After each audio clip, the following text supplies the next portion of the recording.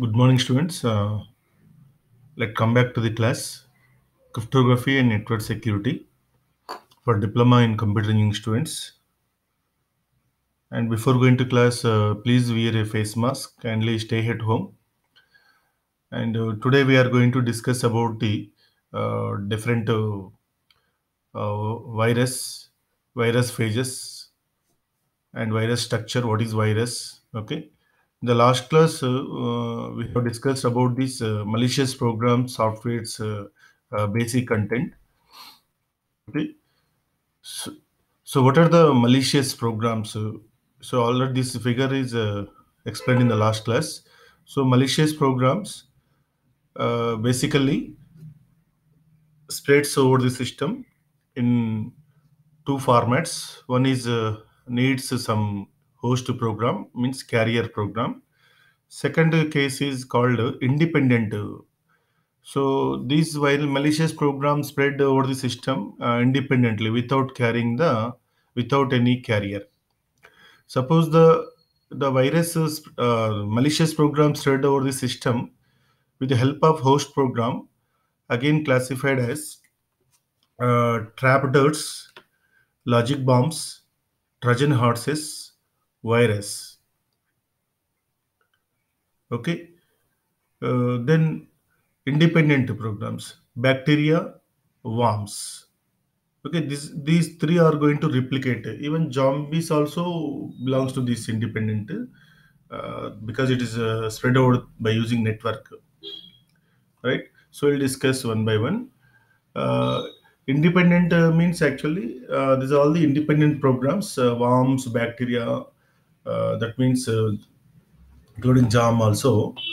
So one or more copies of program, malicious program itself to be activated on the same system and some other system also spread out by the uh, through network to the other systems. So itself is activated, no need of carrier program. First, coming to the trapdoors. Trapdoor is a secret entry point into the program that allows the someone that is aware of the trapdoor to gain access without going through the usual security approaches. Suppose someone, it is a, we don't know that one, but we are using some programs. There is a create some secret entry, right? Let take the applications. They are going to gain the access of your program, and there may be chance to the malicious actions. Trapdoors become threats when they are used by the unscrupulous programmers to gain unauthorized access. Suppose, okay, suppose if there is a made in a secret entry, no problem. Suppose if that program or something data, whatever may be, used by the other unauthorized persons, or that's called unscrupulous programmers. There is a problem because it is a kind of threat because they are going to create some entries without knowing that one. It is difficult to implement operating system controls for trapdoors. Generally, we have used the antivirus softwares so that can we can avoid something. Logic bomb, nothing but some piece of code. It is a virus. It is a malicious code written in the some legitimate program. Okay, that we cannot see that one. We cannot identify that program that doing some malfunctioning. Okay, but whenever the some conditions, something is we can click or something we can do in by using this program, it is going to explode. Means it can do some malicious actions. Okay. Next, Trojan hearts. Trojan hearts is also a kind of some hidden code. It is a useful program. It's just like a virus. It is also useful program and command procedure containing hidden code when invoked perform some unwanted harmful function. Okay, it is there in the inside to the function. Whenever the function we are going to call or something for that program, it is going to do the unwanted harmful function, nothing but a malfunctioning. right? So whatever your task given in the application or program, but it is going to do the different action, different output. Like examples, Trojan horse programs can be used to accomplish functions indirectly that can unauthorized user could not accomplish directly. Is it? Uh, Whatever the specific functions that whatever the design specific function designed by the authorized persons are doing different unauthorized actions, okay, that are not actually accomplished by the legitimate users. Is it? There is a problem with these Trojan horse, like file accessing in the shared systems, and users create a Trojan horse program that, when executed, changes the file permission sometimes. Suppose because you're a legitimate user, you have all the permissions, read, write, execute.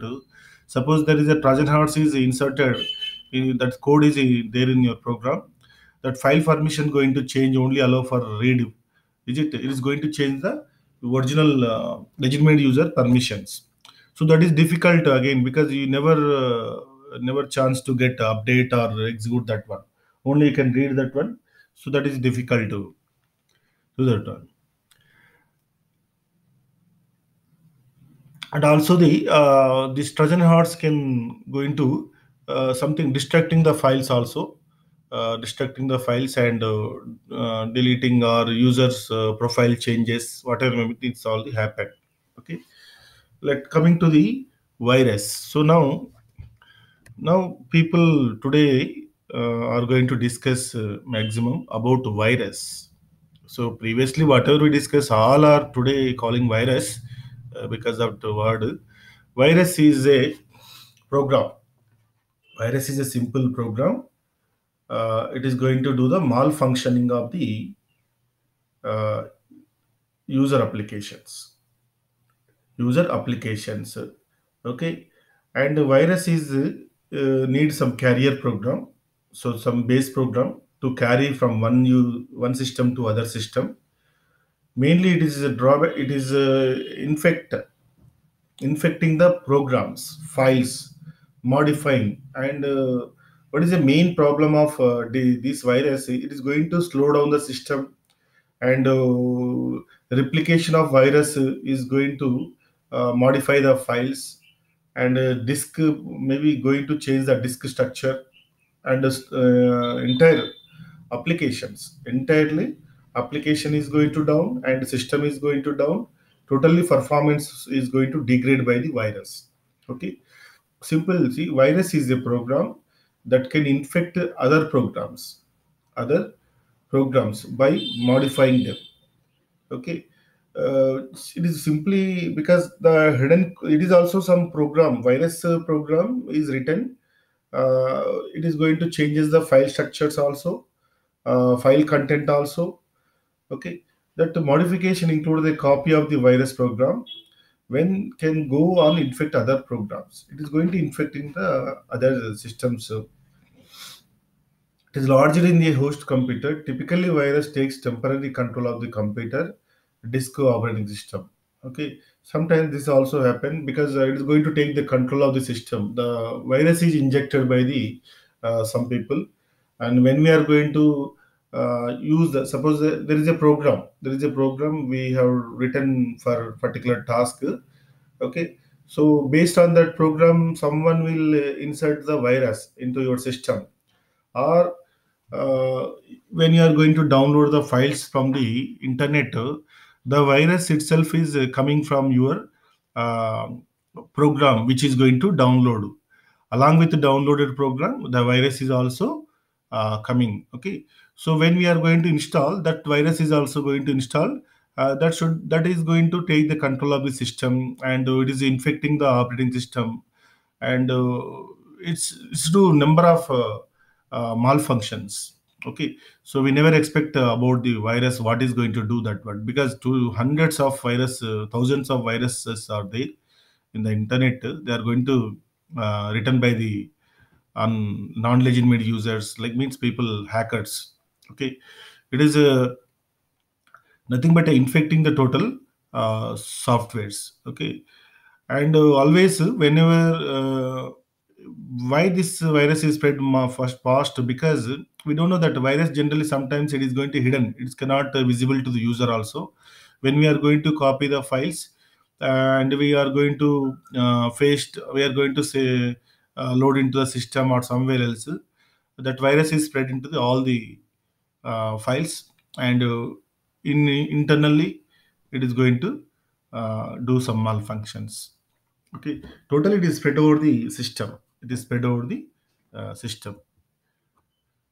A virus, a computer virus can carries the code for making perfect copies of itself. Okay, it is definitely same copy, and a number of hundreds, thousands of replications are made into the system. Okay, same copy, and also even like not only virus is replicate and loading into all the files. Sometimes your original file is also going to replicate. So you never identify which one is original and which one is a duplicate, or any, or it is a virus or original. You never identify this. Okay, so that is a problem of the virus. And there is a some extension to the virus. It is called worm. Worm, and worm is not required any host program. Worm is not required any host program, but worm itself is replicating. Okay, but virus replicating with the help of host program, but worm itself is replicating. But when you are going to use the network connections, okay, virus may come through network or by any device which carrying the main programs. Is it what?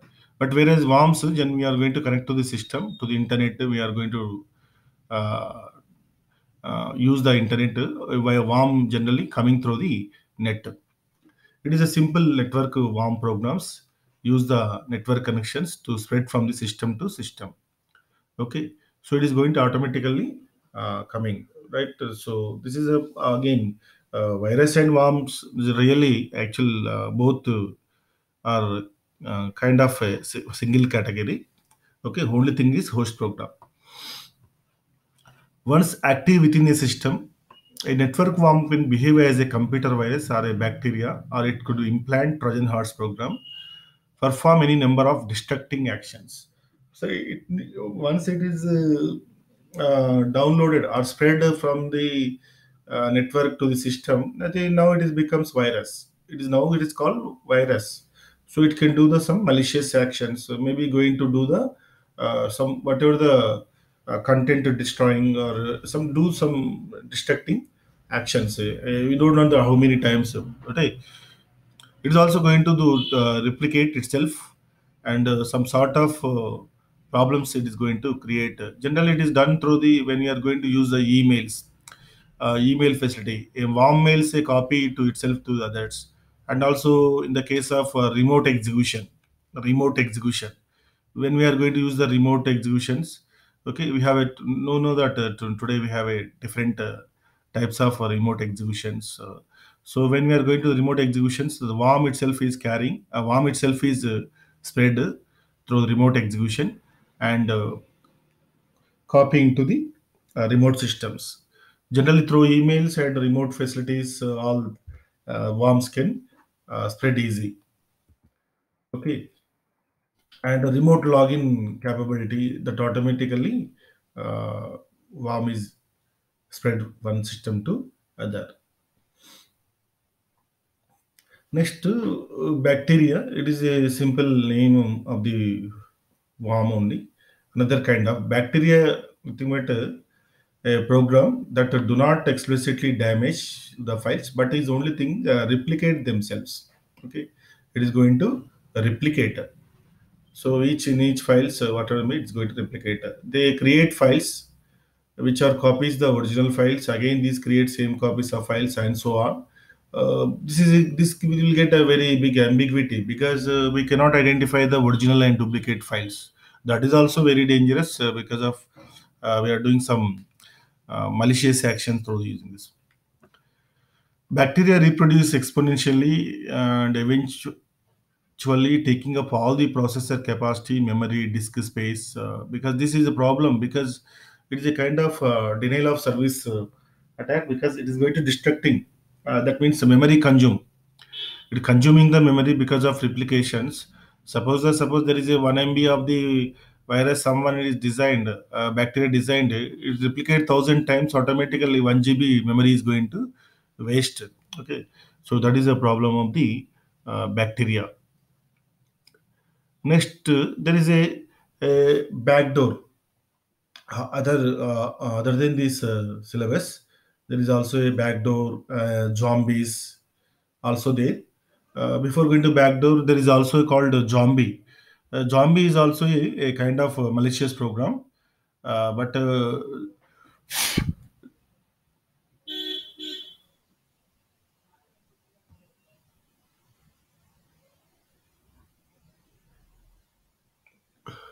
zombie is a malicious program. Generally, when we are using the internet, it automatically download. It is a program. It is downloaded into system. It can do some malicious actions hiddenly. You don't know that whether zombie means virus is malicious program is there in your system or not. Zombie create a lot of problems because it can sit in the memory also, and something doing malfunctioning, and slow down the system, breaking the operating system. OS exploits to be done by the zombies. Zombie is very dangerous attack. Okay, so zombie is very dangerous attack. Remember that one. And backdoor is a malicious program.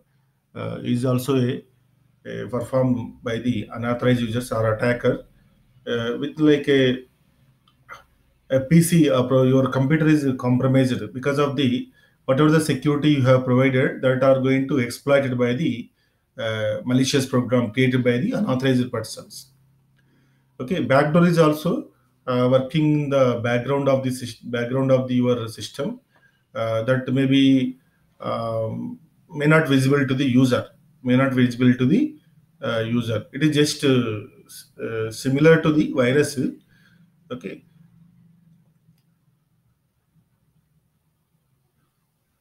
it is also do the some whatever the destructive capabilities, and file infections, and all different problems created by the backdoors.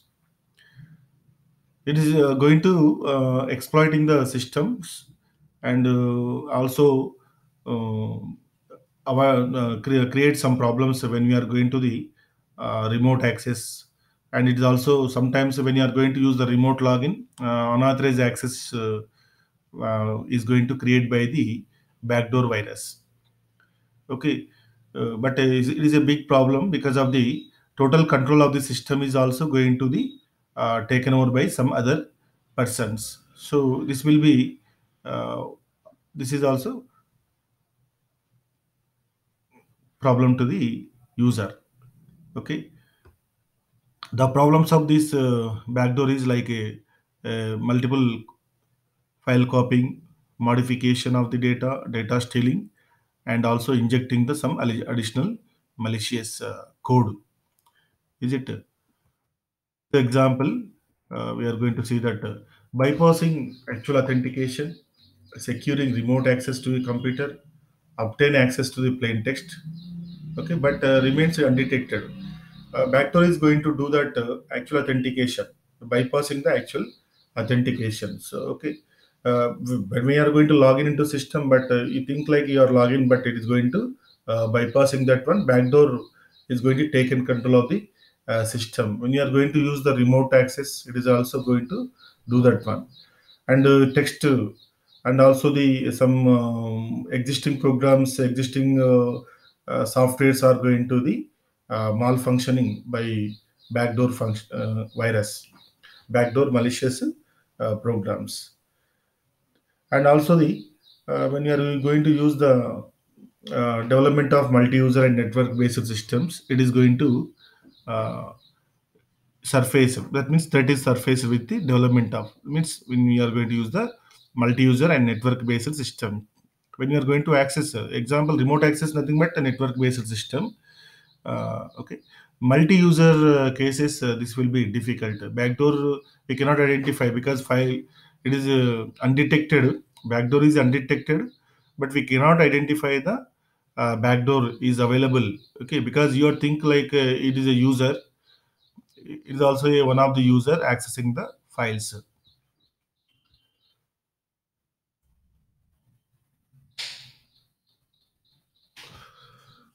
We have a so many number of cases, a simple modification of the compiler.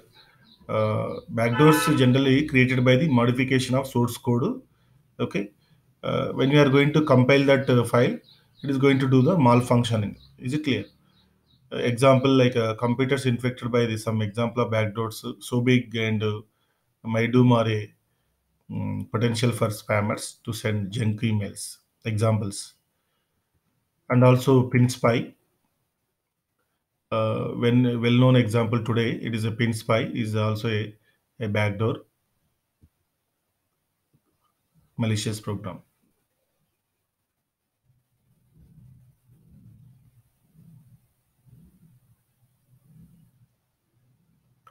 How to spread the backdoor virus? Backdoor is simply spreading into system without users knowledge. Okay, without users knowledge, user cannot identify whether it is a spread or not. Okay, and there are different ways to spread over the system. The backdoor virus spread over the system in number of ways, like integrating into the specific applications in the genuine programs, and also the documents, and also in the remote access features. Okay,